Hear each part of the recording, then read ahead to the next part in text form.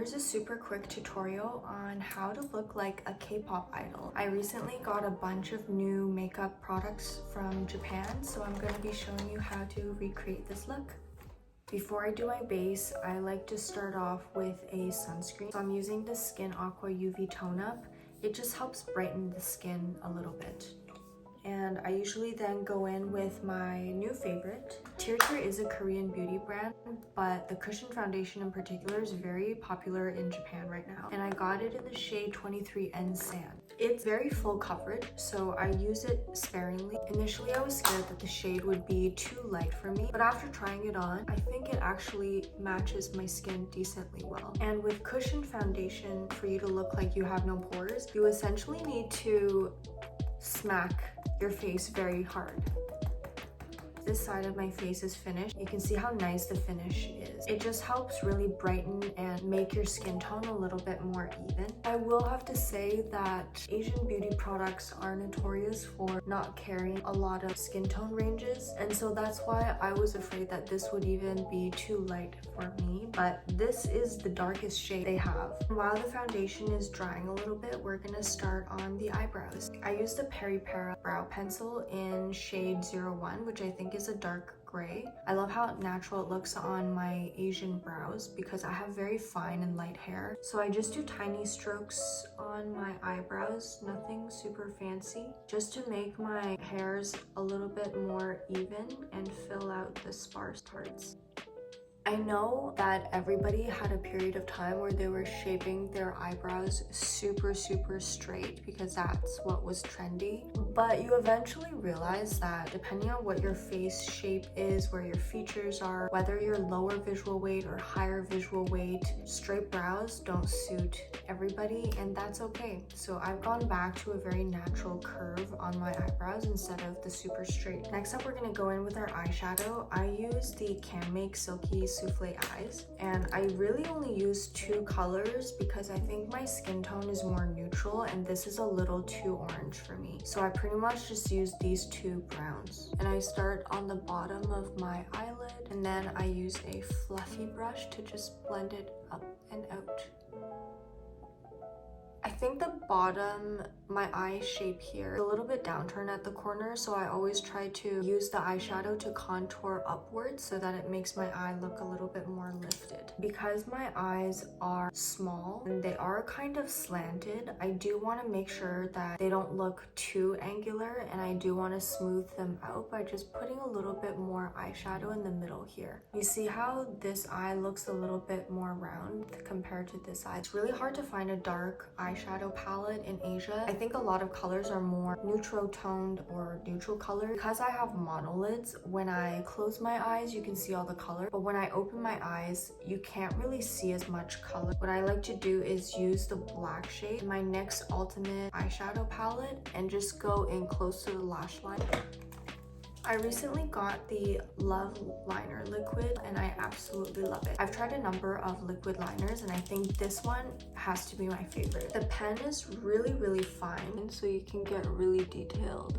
I like to line as close to the lash line as possible. So because your girl has monolids, I actually go in again with eyeshadow after I finish my eyeliner. Just because now that you have eyeliner on, you can see where you're lacking eyeshadow. So I just like to add a little bit more eyeshadow on top of you. After that, I draw my Aegyo-sal. And this is a great hack for girlies who have dark eye bags. So with my Aegyo-sal, I go in with this CANMAKE 3-way Slim Eye Rouge Liner, which is actually slightly pink. And I find that it gives a really natural Aegyo-sal. To draw the perfect Aegyo-sal, you just squint a little bit and then you go in where your natural Aegyo-sal is. I actually go in with the NYX again and highlight it a little bit more. I take this color and I just kind of highlight the Aegyo-sal. Then I take the white shade here and then just go in here, right under, just to highlight it a little bit better. Then I take my Benefit Cookie highlighter and I basically just go over the Aegyo-sal, also highlight my nose, bridge of my nose as well.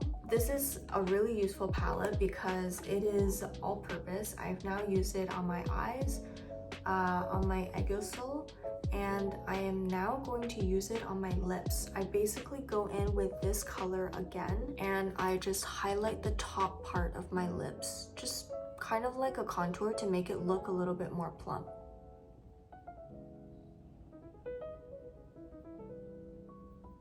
And the bottom as well.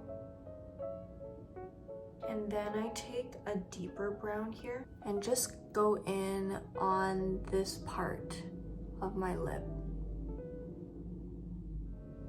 Okay, just two more things left. One is eyelash, which is really important. I used the Shiseido curler because I heard it's really good for Asian lashes. And there is a trick to curling your eyelash too. So I curl it like this, hold it, and then I flip it up and then just continue curling on my way out. That just gives you a really natural looking curl. And the last thing is just take it to the root and just curl it one last time. I know you can't see much difference right now, but you will see once I put on my mascara, which is the Mylash mascara.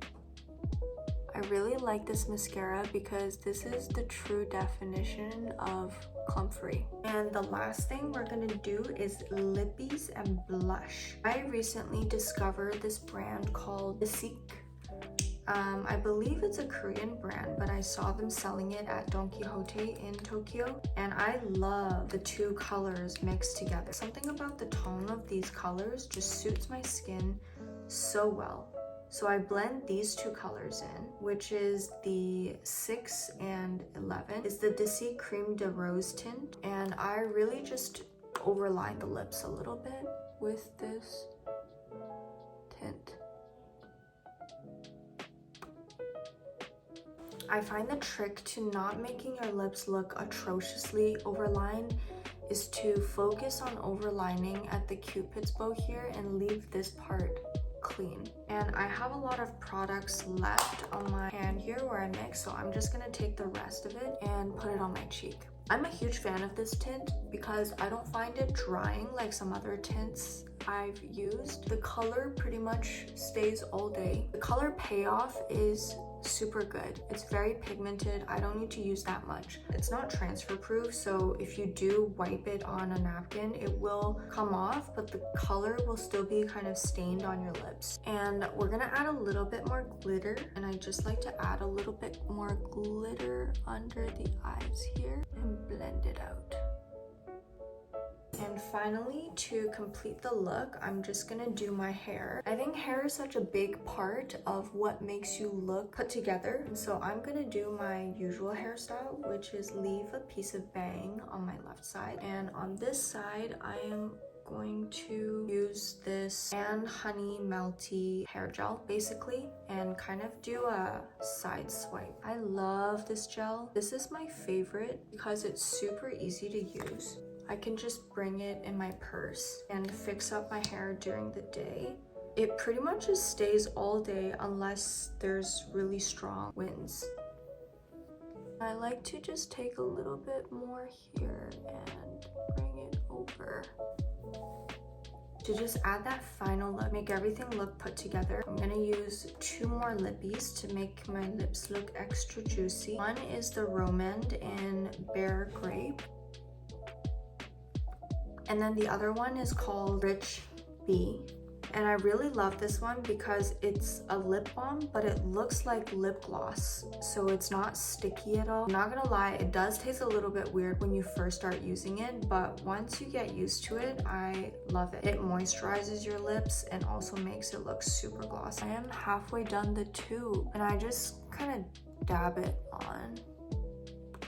And this is it. Thank you for watching, guys. If you decide to recreate this look, I would love to see it, and I'll see you next time.